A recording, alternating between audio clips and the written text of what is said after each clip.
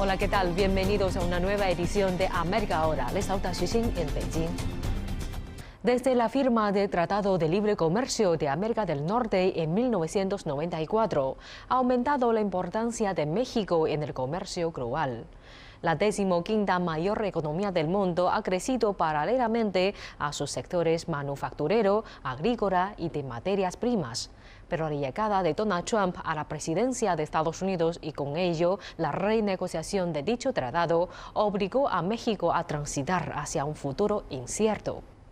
En esta edición de América Ahora analizaremos cómo da continuidad México a las relaciones comerciales con su vecino del norte, hoy bajo la administración Biden. Posteriormente les invitamos a descubrir uno de los fenómenos migratorios más espectaculares del reino animal, el de la mariposa monarca. En el transcurso de un año, 4 generaciones distintas de mariposas completan el siglo de migración, un proceso que no está exento de riesgos. No se lo pierdan, comienza América Ahora. México despliega nuevas estrategias para reforzar su posición en el mercado internacional. La impresionante mariposa monarca es amenazado por un nuevo peligro en México. Ser el vecino más próximo de la mayor economía mundial puede representar todo un desafío, pero México ha logrado mantener una positiva asociación con Estados Unidos. Sin embargo, en los últimos años, las reglas del juego han cambiado y el país latinoamericano se ha visto en la necesidad de desplegar nuevas estrategias en aras de dar continuidad a las relaciones empresariales con su vecino del norte en el contexto del comercio internacional. Desde la firma del Tratado de Libre Comercio de América del Norte en 1994, la importancia del papel de México en el comercio global ha aumentado con celeridad. La 15ª mayor economía del mundo y la segunda de Latinoamérica ha crecido paralelamente a sus sectores manufacturero, agrícola y de materias primas, al igual que la inversión. Poco después de asumir su cargo, el presidente Donald Trump exigió la renegociación del Tratado de Libre Comercio de América del Norte, lo cual supuso una amenaza directa hacia la posición económica de México en esa zona de libre comercio. Miguel Ángel Rivera es un economista que aprecia con claridad el papel que México desempeña en el comercio global. O sea, México es una plataforma de reexportación.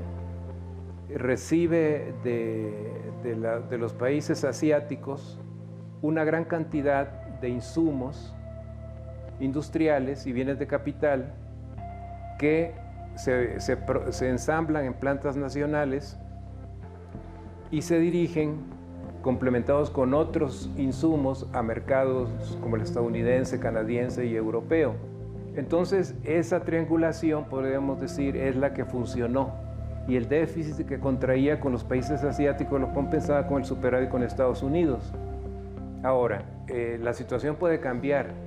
Muchos analistas coinciden en que México figura como uno de los beneficiarios de la disputa comercial de Estados Unidos con China. La política estadounidense ha consistido en golpear a China mediante la estrategia de los aranceles y medidas punitivas contra empresas.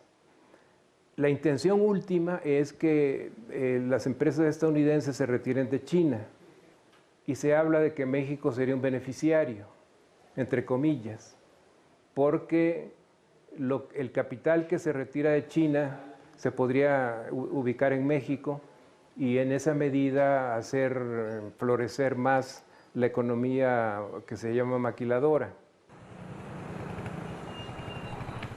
Y efectivamente, la inversión procedente de algunas de las mayores economías mundiales hacia México ha registrado un incremento, especialmente notorio en los parques industriales del país, que representan un sólido entorno de diversificación para compañías multinacionales. En el marco de esta tendencia, China ha reforzado sus inversiones en México a fin de salvaguardar los negocios en la región. Hemos comenzado a percibir mucho interés por parte de empresas chinas. En años anteriores, el interés de las compañías chinas se traducía en establecer una pequeña oficina o tal vez un almacén. Ahora estas firmas sopesan contar aquí con una instalación manufacturera. Luis de la Calle es un economista que puntualiza la importancia de ciertos factores económicos en juego en este escenario. Las fricciones comerciales entre China y Estados Unidos darán como resultado una divergencia en los flujos comerciales y la cuestión es qué países se beneficiarán de ello. Lo cierto es que México será uno de ellos, ya que supone un buen punto de diversificación para la gestión de riesgo de empresas chinas. En lo que respecta a China, el país asiático es un gran exportador hacia México, pero un inversionista relativamente pequeño en la nación latinoamericana, puesto que las firmas chinas suelen considerarlo como un competidor. Entonces, la interrogante es si podemos convencer a las compañías chinas de que deben invertir en México como parte de una estrategia para diversificar el riesgo en Estados Unidos, y en este contexto también hay que considerar la dimensión del mercado mexicano. Aunque México podría beneficiarse a corto plazo, los conflictos comerciales llegan a su conclusión tarde o temprano. Yo creo que se encaja con la preocupación del actual gobierno de lanzar una iniciativa que vaya de México a Centroamérica, a Sudamérica y que se extienda a otros países. Entonces, al gobierno mexicano obviamente le interesa la promoción de las relaciones internacionales basadas en la cooperación y en ese sentido tiene que desempeñar un papel que sea reflejo de la posición que ocupa en el mundo. Sergio Ley, ex embajador de México en China, ahora está al frente de la división de Asia-Pacífico del Consejo Empresarial Mexicano de Comercio Exterior, Inversión y Tecnología. También para esta primera economía, pues nosotros no somos despreciables, porque o somos el segundo socio comercial, o somos también, en algunas ocasiones o en algunos trimestres, nos hemos convertido en el primer socio comercial. Esto en algún momento pueden tener un momento de divergencias que queremos superarlas, que queremos llegar a entendimientos que fructifiquen. El Congreso de la Asociación Mexicana de Estudios Internacionales. La analista política Mariana Aparicio apunta al potencial del fortalecimiento de los vínculos internacionales, tanto a nivel económico como político. ¿Qué es lo que sigue? Establecer vínculos, no solamente acuerdos y cooperación de alto nivel, sino en términos reales. ¿Qué es lo que ofrece México en el marco de este nuevo acuerdo, ¿no? Con las capacidades que hemos producido después de más de 20 años de estar en el Telecán y qué podemos ofrecer a otras economías? A pesar de que el libre comercio ha estimulado algunos sectores de la economía mexicana, también ha expuesto a la industria nacional a un competitivo mercado globalizado.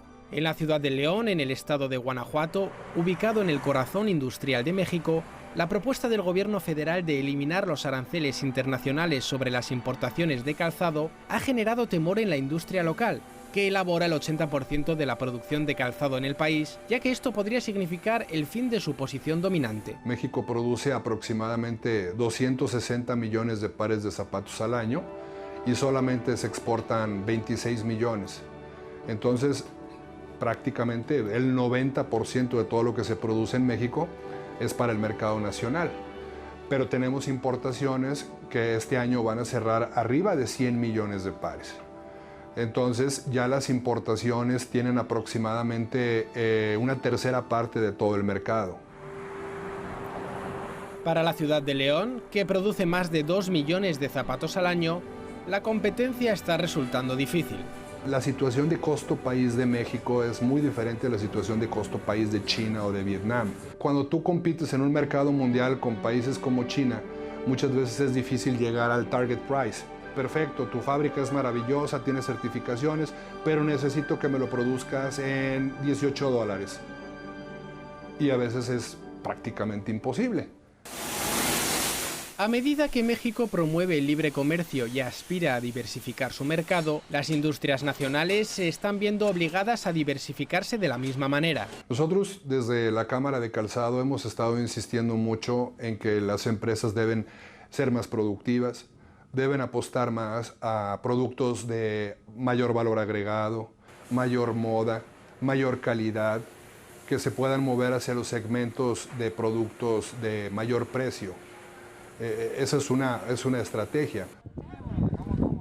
En un mercado globalizado, la reducción de la dependencia de México hacia Estados Unidos significará que el país latinoamericano deberá ajustarse a la competencia internacional. Y ya está sucediendo, desde la carne de res hasta la cerveza y de la sal de mar a los zapatos. Así lo asegura Álvaro Abogaber, un productor líder de calzado. Si quieres ser competitivo en lo que respecta a los precios, hay otros países que lo hacen mucho mejor, tales como China o Vietnam. Por ello, es muy importante desarrollar una marca respaldada por su historia, por la calidad o la tecnología, algo que pueda apoyarla y satisfacer las necesidades de los clientes.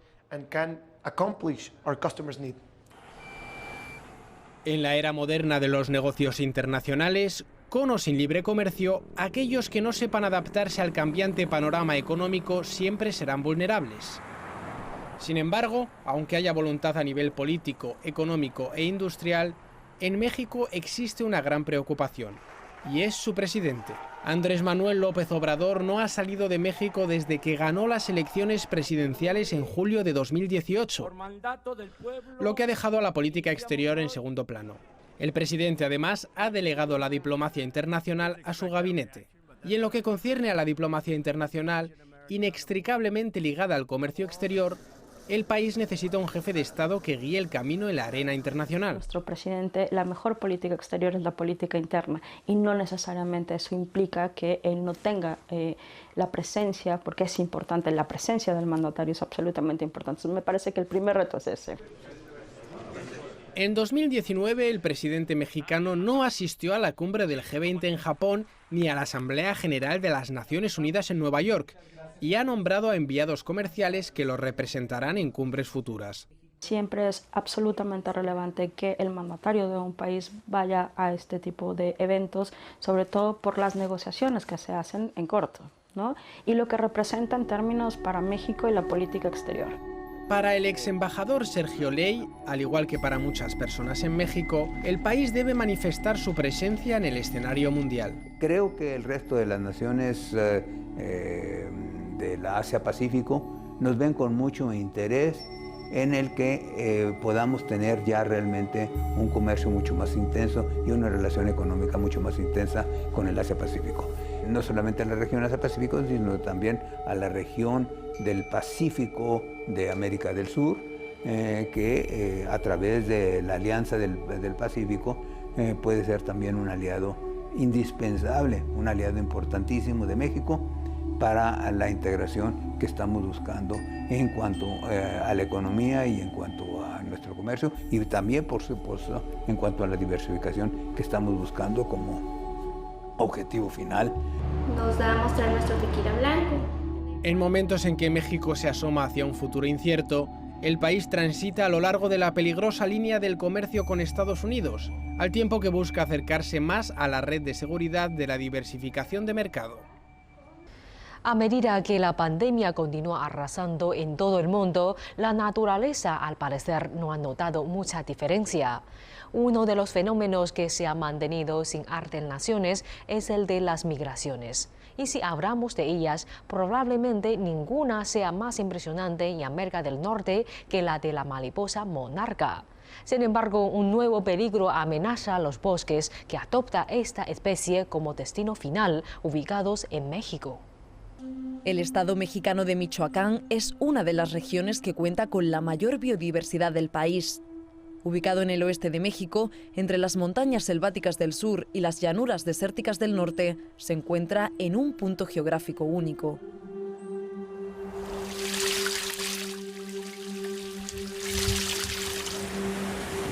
Tierra de volcanes y manantiales naturales, de costas del Pacífico infinitas y onduladas colinas boscosas. En lo más profundo de estos bosques habita uno de los milagros de la naturaleza, la mariposa monarca. En este lugar pasan los periodos de invernación millones de mariposas de esta especie única.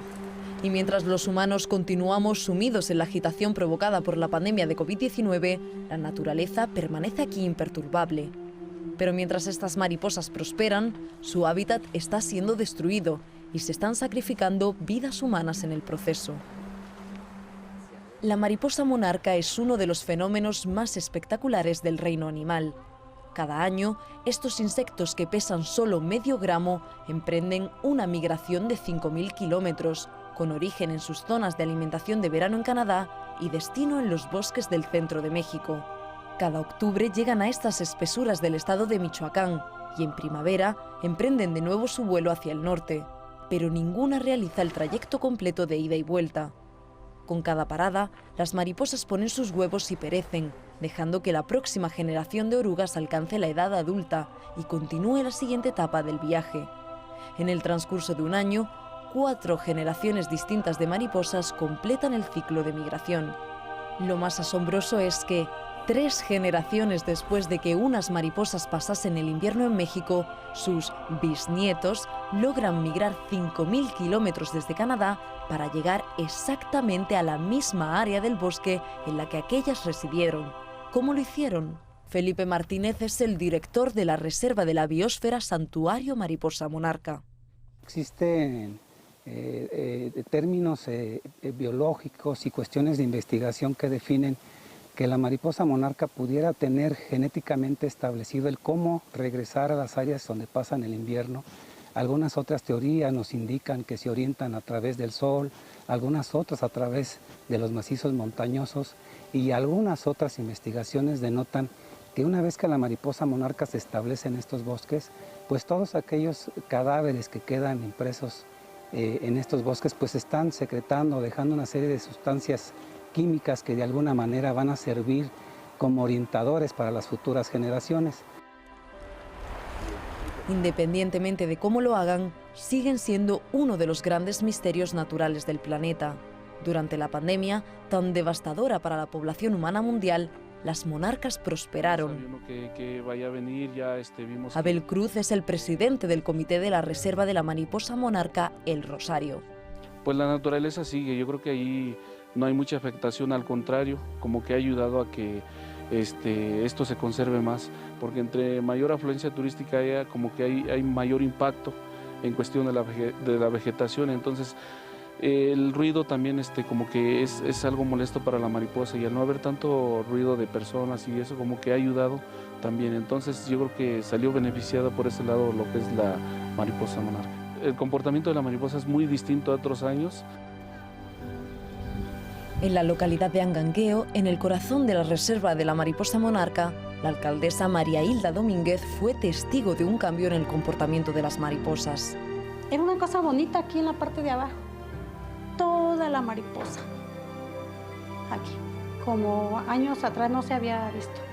Llega la mariposa allá, al palo, al árbol. Ahí se planta. Pero en estos días se bajaba. Andaba aquí como de visita y se regresaba. Una cosa bonita.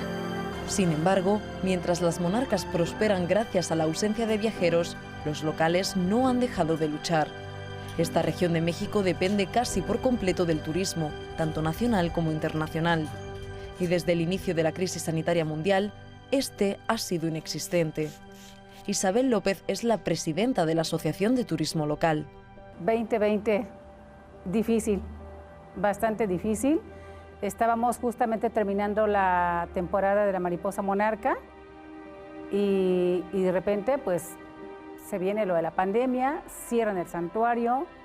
Durante la temporada alta de turismo, que suele durar 3 meses, en un día normal, alrededor de 2.500 visitantes se acercan a ver las mariposas. En 2020, apenas 200 turistas diarios visitaban la localidad. Ha sido muy difícil también para la gente que trabaja en los santuarios, con miedo, yo creo que la mayoría, y sin embargo, pues también con la necesidad de poder obtener ingresos. En Ocampo, pueblo construido sobre el turismo de la mariposa monarca y que ha llegado a ser el principal asentamiento urbano de la reserva, las calles están irreconocibles. Ahí ve cómo están las calles todas solas. No tienen, simplemente los comerciantes pues no venden, su fruta se les echa a perder y pues todos estamos para abajo, no alcanza, no hay trabajo. En Angangueo, las autoridades luchan por mantener el ánimo arriba.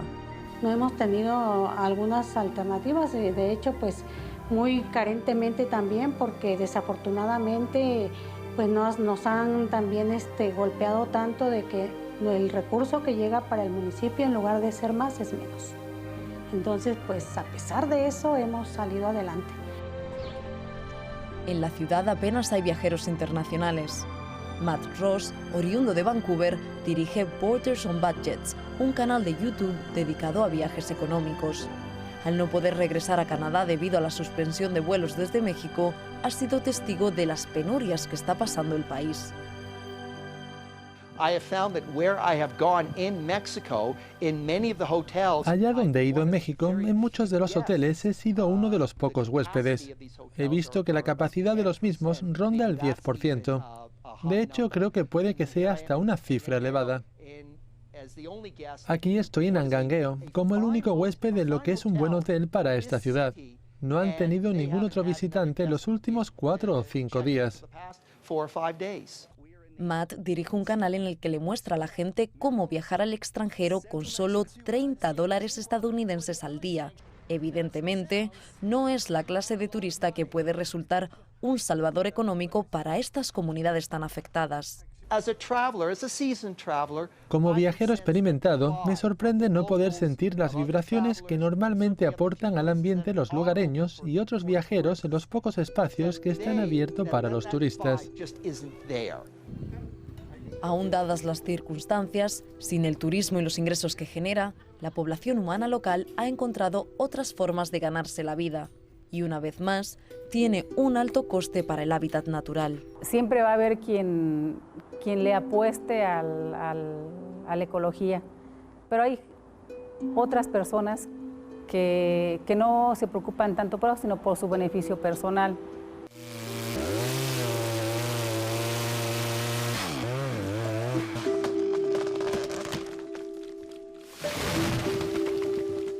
Pues por ahí cuentan que sí, pues ya ven uno en la noche, que uno ya de viejo que se va a levantar, pero dicen que pues, en la noche por allá andan los que se meten por ahí en los montes a robar.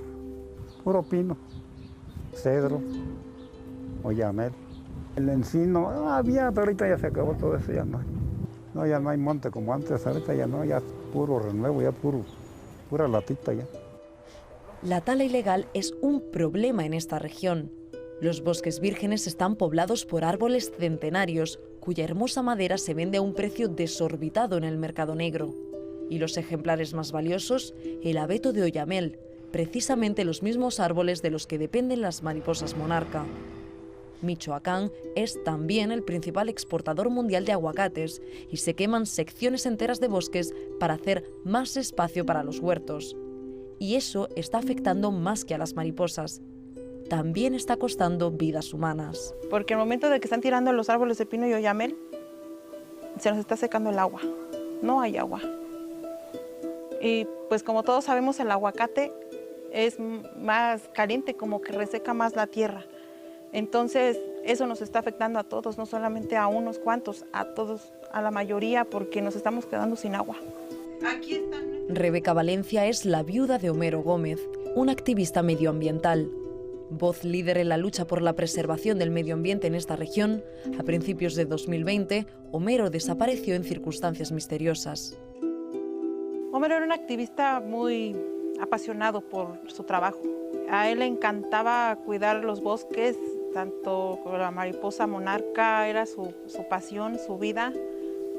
En ningún momento nos imaginamos el peligro que corría al hacer este tipo de trabajo.